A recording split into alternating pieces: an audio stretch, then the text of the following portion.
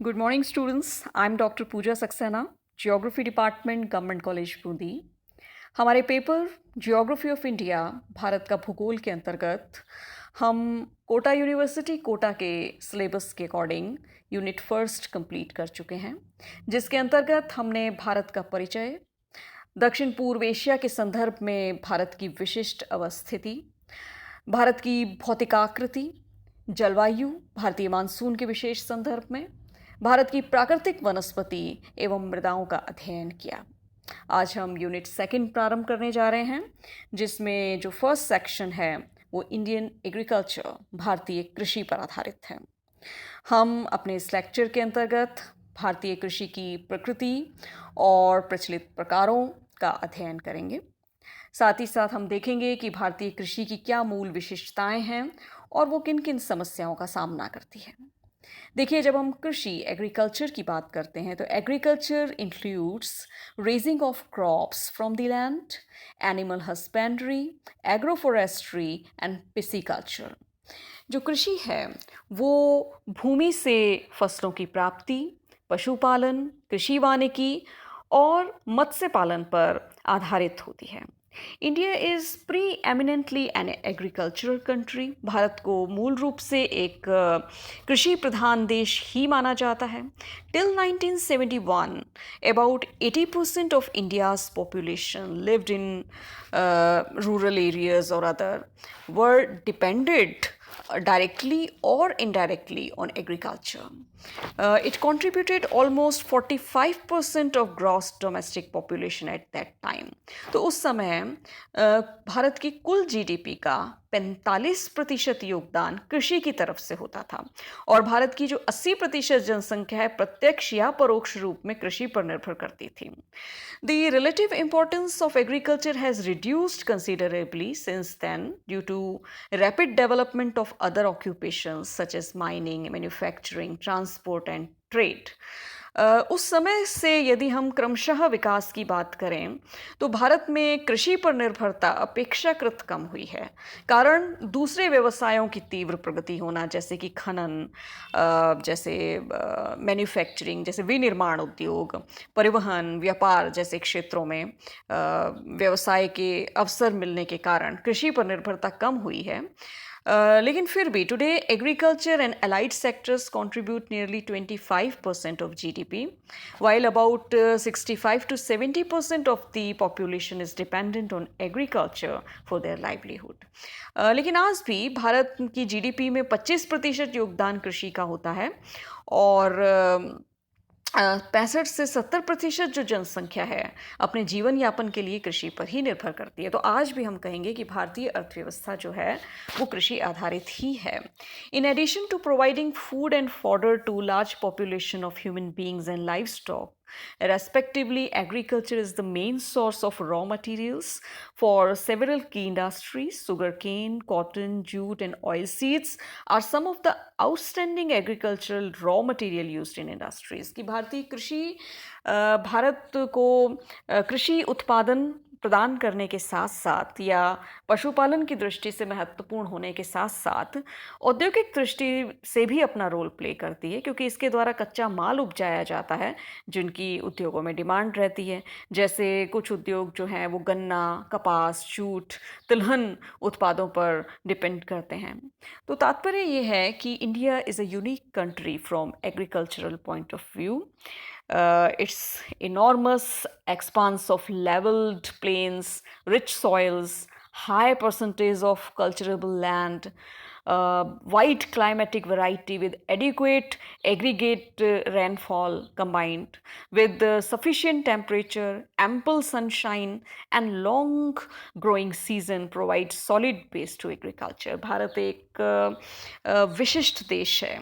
यदि हम कृषि के दृष्टिकोण से बात करें तो यहाँ के विस्तृत फैले हुए समतल मैदान, बहुत रिच मृदाएं, धनी मृदा, जो कृषि योग्य भूमि है उसका अत्यधिक प्रतिशत, जलवायु में एक व्यापक दृष्टि में पाई जाने वाली विविधता, पर्याप्त मात्रा में मानसून के फलस्वरूप प्राप्त वर्षा और बिल्कुल पर्याप्त तापमान, अच्छी मात्रा में सनशाइन यानी सौर किरणों का प्राप्त होना और लॉन्ग ग्रोइंग सीज़न मिलना फसलों के लिए बहुत फेवरेबल बातें होती हैं। तो हम देखें कि भारतीय कृषि क्या-क्या विशेषताएँ रखती हैं। देखिए भारतीय कृषि की यदि हम स्पेसिफिक विशेषताओं की बात करें, तो भारतीय कृषि एक तो निर्वाहक प्रकार की होती है। जीवन निर्वाह की दृष्टि से आमतौर पर भारत में कृषि का प्रचलन है। भारतीय कृषि मानसून पर निर्भर होती है। जनसंख्या का दबाव भारतीय कृषि के ऊपर है।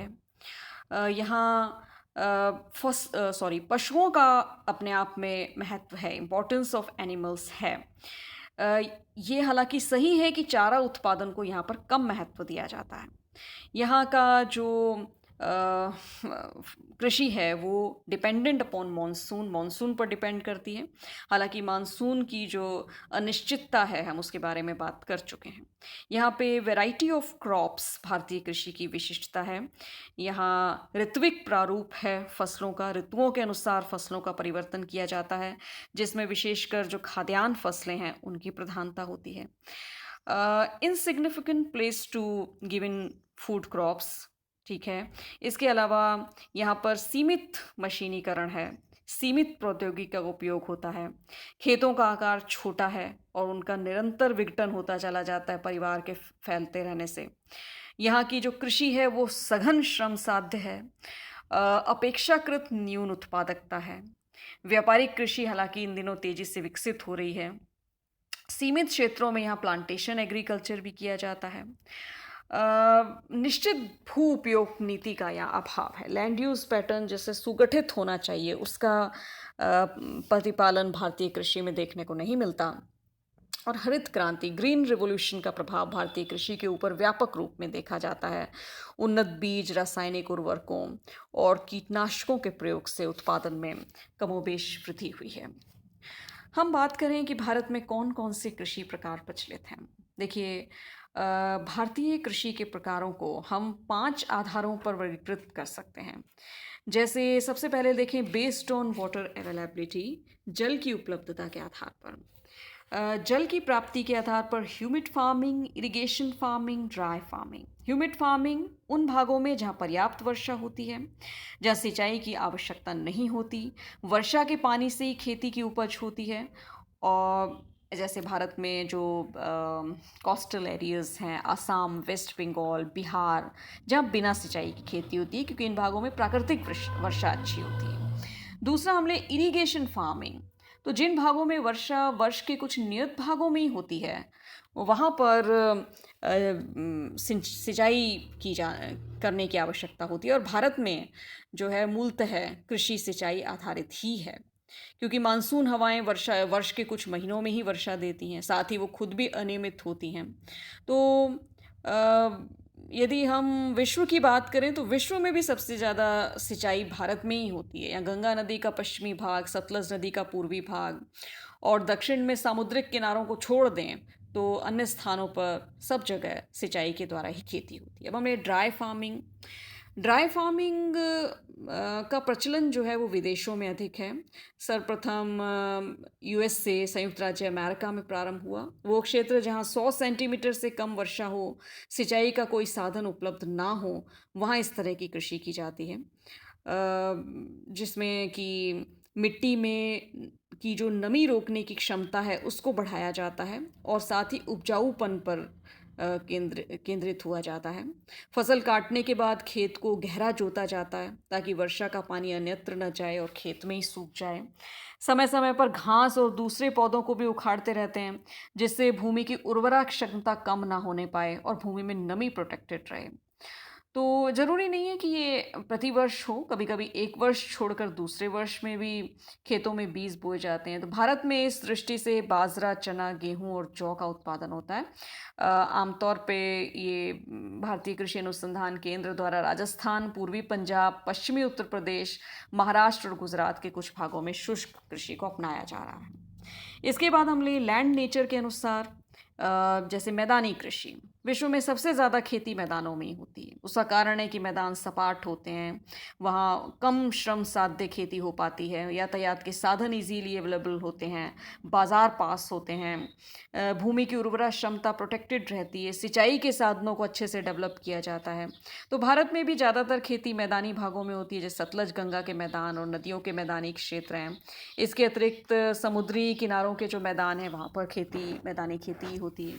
इसके बाद है पर्वतीय कृषि, माउंटेन फार्मिंग। तो पहाड़ी क्षेत्रों में जो कृषि है वो सीढ़ीनुमा ढाल बनाकर किए जाते हैं, क्योंकि यहाँ पर खेत छोटे होते हैं। कहीं कहीं तो 10-12 वर्ग फुट के ही खेत होते हैं। तीव्र ढाल होते हैं तो पानी तेजी से बहता है। मिट्टी की उर्वरक क्षमता को बचाए रखना अपने आप में चैलेंज होता है। तो इस दृष्टि से विशेष रूप से भारत में आसाम, वेस्ट बंगाल या दक्षिण पर्वतीय क्षेत्र वेस्टर्न घाट्स में चाय और कॉफ़ी की कृषि इस प्रकार से की जाती है। इसके बाद हम बात करें बेस्ड ऑन यील्ड, उपज प्राप्ति की दृष्टि से गहन कृषि, इंटेंसिव एग्रीकल्चर यानी सीमित भूमि से ज़्यादा उत्पादन लेना। इसमें भूमि की उर्वरा शक्ति को बनाए रखने और वृद्धि करने के उद्देश्य से खाद का निरंतर प्रयोग किया जाता है। अधिक श्रम और पूंजी भी लगाई जाती है, लेकिन उत्पादन जो है वो उतना नहीं होता। भारत की ज़्यादातर कृषि गहन कृषि प्रकार है, क्योंकि खेत छोटे हैं, बटे हुए हैं, उस पर पॉपुलेशन का प्रेशर बहुत ज़्यादा है। तो प्रयास यही किया जाता है कि कम से कम भूमि से ज़्यादा उत्पादन लिया जाए। दूसरा टाइप है एक्सटेंसिव एग्रीकल्चर, जिसमें कृषि विस्तृत खेतों के अंतर्गत एक ही फसल उपजाई जाकर पूर्णतः व्यापारिक उद्देश्य से कृषि की जाती है। मशीनों का प्रयोग होता है। भारत में अब जैसे पंजाब के कुछ क्षेत्रों में एक्सटेंसिव फार्मिंग, जहाँ बहुत संपन्न किसान हैं या जिनके जो रिलेटिव्स हैं वो कनाडा और दूसरी जगहों पर बसे हुए हैं, उनकी प्रेरणा से अब एक्सटेंसिव टाइप ऑफ एग्रीकल्चर भी शुरू हुआ है। इसके बाद में बेस्ड ऑन कैपिटल, पूंजी आधारित। तो पूंजी आधारित जो कृषि होती है वो या तो व्यक्तिगत हो सकती है या वैसे सामूहिक स्वामित्व वाली भी हो सकती है। जैसे भूमि व्यक्तियों, सिंडिकेट या सीमित दायित्व वाली कंपनियों के अधिकार में होती हैं, जो उनका प्रबंधन भी करती हैं, उत्तम बीज, खाद, यंत्र उपलब्ध करवाती हैं। लेकिन ज़्यादातर भारत में एक ही व्यक्ति का अधिकार होता है अपनी कृषि भूमि के ऊपर, और फिर वो क्रमशः छोटे छोटे भागों में बंटती चली जाती है। भारत में कैपिटलिस्ट फार्मिंग जो है वो दक्षिण भारत में गन्ना, चाय, रबड़, कहवा के उत्पादन में प्रसिद्ध है, और उत्तर भारत में चाय की खेती जो है विशेष रूप से वो कैपिटलिस्ट फार्मिंग के अंतर्गत आप रख सकते हैं। तो भारत में हालांकि किसान ही अपनी भूमि का स्वामी हुआ है और वो स्वेच्छा से अपनी उपज भी उत्पादित करता है, लेकिन उसका स्वरूप पूंजीवादी नहीं है। हालांकि अब कुछ बहुत बड़े बड़े जमींदार भी होते हैं पंजाब, हरियाणा जैसे राज्यों में, तो वो अपने यहाँ कृषि मजदूर रख के इस प्रकार की कृषि को संपन्न करवाते हैं। दूसरा है स्टेट फार्म। स्टेट फार्म जो है वो समाजवादी देशों की विशेषता है, जहाँ खेतों पर स्वामित्व सरकार का होता है, प्रबंधन सरकारी अधिकारी करते हैं, और जो बाकी कर्मचारी हैं वो श्रमिकों के अंतर्गत आ जाते हैं। लेकिन इस तरह की कृषि में व्यक्तिगत रुचि का अभाव होता है, लागत व्यय ज़्यादा होता है। और तो भारत में जो है एशिया का सबसे बड़ा फार्म सूरतगढ़ गंगानगर में है, जो 1956 में सोवियत रूस की सहायता से स्थापित किया गया, जिसका क्षेत्रफल है 30,000 एकड़। इसी तरह का पंजीकृत एक और फार्म जैतसर बीकानेर में, जो इंदिरा गांधी नहर क्षेत्र के अंतर्गत आता है। इसी तरह कलेक्टिव फार्मिंग, सामूहिक कृषि में भी कृषि पर समाज का स्वामित्व होता है। इसे कोऑपरेटिव फार्मिंग कह सकते हैं, जिसमें अनेक किसानों की सहकारी समिति कृषि कार्यों को संपादित करती है और फिर लाभांश को समान रूप से वितरित करती है। हालांकि भारत में इसका प्रचलन कृषि क्षेत्र में नहीं है, लेकिन हमारी जो डेयरी इंडस्ट्रीज़ हैं उनमें बहुत सक्सेसफुली कलेक्टिव फार्मिंग चल रही है। इसके बाद हम अदर टाइप्स की बात करें तो सब्सिस्टेंसिव एग्रीकल्चर, निर्वाहक कृषि। निर्वाहक कृषि जो श्रम साध्य होती है, छोटे किसानों द्वारा की जाती क्योंकि खेत छोटे हैं, संसाधन सीमित हैं, खाद्यान्नों की प्रधानता होती है इसमें और दालें, सब्जियां वगैरह वो अपनी आवश्यकता के अनुसार उपजाते हैं। प्रोडक्शन इसमें कम होता है क्योंकि उन्नत बीज, उर्वरक, सिंचाई, मशीन जैसी सुविधाएं सीमित होती हैं या नहीं होती हैं। तो किसान अपना भरण पोषण भर या शेष बची उपज को बेचकर अपनी पारिवारिक आवश्यकताओं को पूर्ण कर लेने लायक ही कृषि करता है। इस तरह की कृषि को निर्वाहक कृषि कहते हैं, सिर्फ जीवन निर्वहन के लिए जो की जाती है और ज़्यादातर भारत में इसी का प्रचलन है।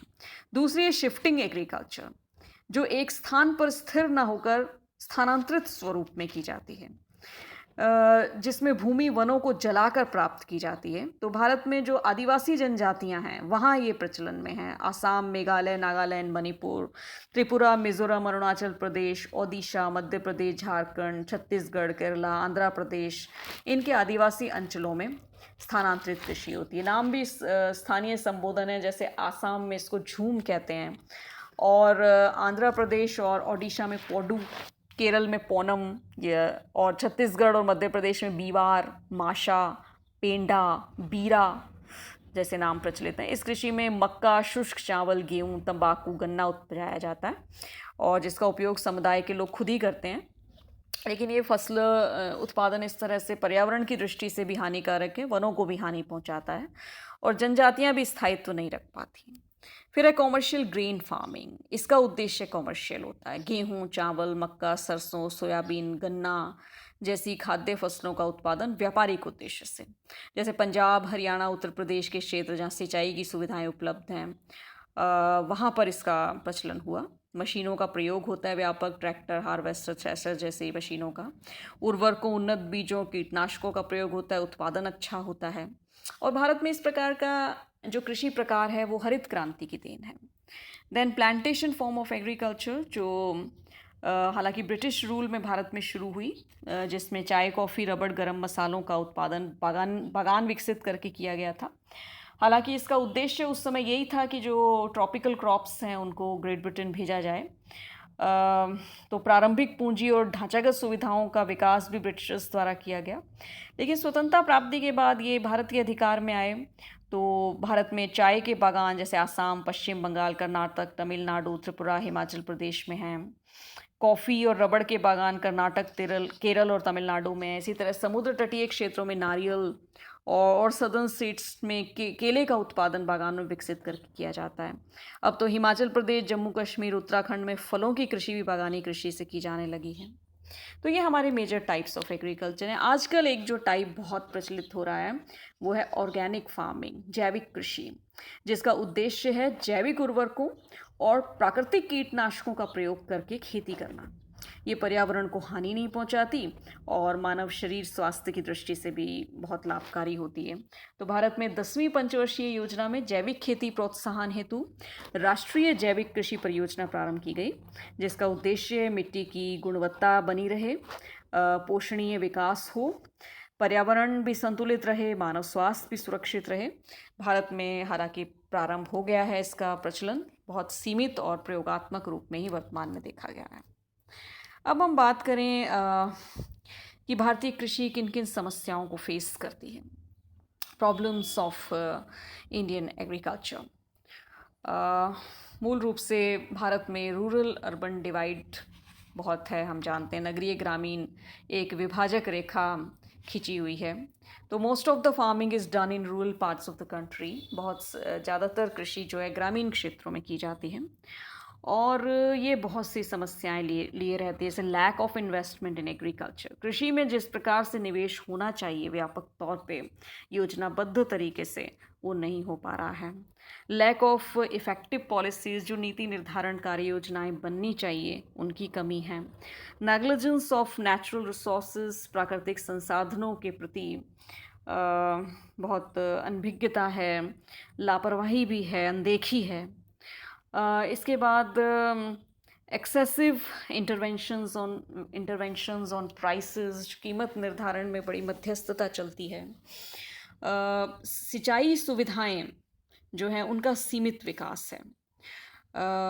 स्लगिश फर्टिलाइजर इंडस्ट्री, जो हमारा उर्वरक उद्योग है, वो वो बहुत धीमा है। उसमें उसको जिस तरह से विकसित होना चाहिए था कृषि उत्पादन की बढ़ोतरी की दृष्टि से वो हो ही नहीं पाया है। इसी तरह अन्य समस्याओं की बात करें तो मानसून पर निर्भरता आज भी भारत का केवल 41% भाग ही सिंचित क्षेत्र के अंतर्गत है और शेष कृषि क्षेत्र जो है फसलों के उत्पादन हेतु प्रत्यक्ष रूप से मानसून पर निर्भर है। यदि मानसून समय पर होता है, अच्छा होता है, तो सिंचाई के लिए जल नियमित रूप से उपलब्ध होता है, कृषि उत्पादन भी अच्छा होता है। लेकिन यदि मानसून वर्षा अनियमित है तो वो सीधा सीधा उसका इम्पैक्ट देखती है। इसी तरह निम्न उत्पादकता, अगर हम इंटरनेशनली देखें और भारत की फसलों की उत्पादकता देखें तो ये बहुत कम है। भारत के भू संसाधनों पर बहुत दबाव है, श्रम उत्पादकता भी बहुत कम है। तो देश में विस्तृत वर्षा निर्भर जो क्षेत्र हैं वह मोटे अनाज, दालें और तिलहन की खेती की जाती है, तो उस दृष्टि से प्रोडक्टिविटी बहुत कम है। गुणवत्तापूर्ण बीज उपलब्ध नहीं होते हैं। कृषि भूमि लगातार डिग्रेडेड हो रही है दूसरे कार्यों की वजह से और जनसंख्या का दबाव, इस फिर भंडारण की सुविधा नहीं है। सबसे बड़ी बात कि किसानों को अपनी उपज तुरंत बेचनी पड़ती है, जिस कारण से उनको उसका उचित मूल्य नहीं मिल पाता है। लाभ जो है वो बिचौलिए उठाते हैं, किसानों का शोषण होता है। यदि फसल अधिक होती है तो मूल्य कम हो जाता है और ये स्थिति फलों सब्जियों के लिए तो और भी कठिन हो जाती है, क्योंकि हमारे पास शीत भंडार नहीं है, उनकी संख्या कम है और किसानों की पहुंच में नहीं है। इसी तरह कृषि उपजों के विपणन की भी उचित व्यवस्था में कमियां हैं। हालांकि देश में रेगुलेटेड मार्केट्स डेवलप हुए हैं और लगभग 8,000 कृषि उपज मंडियां कृषि उपजों के क्रय विक्रय में सक्रिय हैं, लेकिन भारत जैसे देश में अभी भी इनका नियोजन उस प्रकार का नहीं है। यहाँ व्यापारी वर्ग अपना प्रभुत्व ज़्यादा रखता है। कई एजेंसीज़ हैं जैसे भारतीय खाद्य निगम, food corporation of India (FCI), भारतीय राष्ट्रीय कृषि सहकारी विपणन संगठन, national agricultural cooperative marketing federation of India (NAFED), ये तो वो इस दिशा में महत्वपूर्ण काम कर रहे हैं, लेकिन अभी इसमें और अधिक प्रयास किए जाने की आवश्यकता है। वाणिज्यीकरण का अभाव है। आज भी भारत में ज़्यादातर किसान अपनी आवश्यकता के अनुरूप कृषि उत्पादन करते हैं, निर्वाहक प्रकार की कृषि करते हैं। तो भू संसाधन, वित्तीय संसाधन और कृषि प्रौद्योगिकी की कमी और वाणिज्यिक कृषि कम की जाती है। और यद्यपि सिंचित क्षेत्रों में और बागानी कृषि में वाणिज्यीकरण प्रारंभ हो गया है, तो तमाम समस्याएं, शिक्षा की कमी, ऊर्जा संसाधनों की कमी, परिवहन के साधनों का विकास ना होना, प्राकृतिक आपदाओं से नुकसान हो जाना, आधुनिक जो एग्रीकल्चरल रिसोर्सेज हैं उनका किसानों तक नहीं पहुंचना, कृषि अनुसंधान शालाओं की कमी होना, कृषि आधारित उद्योगों और अन्य उद्योगों में परस्पर सामंजस्य न होना, तो इस प्रकार की समस्याएं भारतीय कृषि जो है अपने आप में फेस करती है।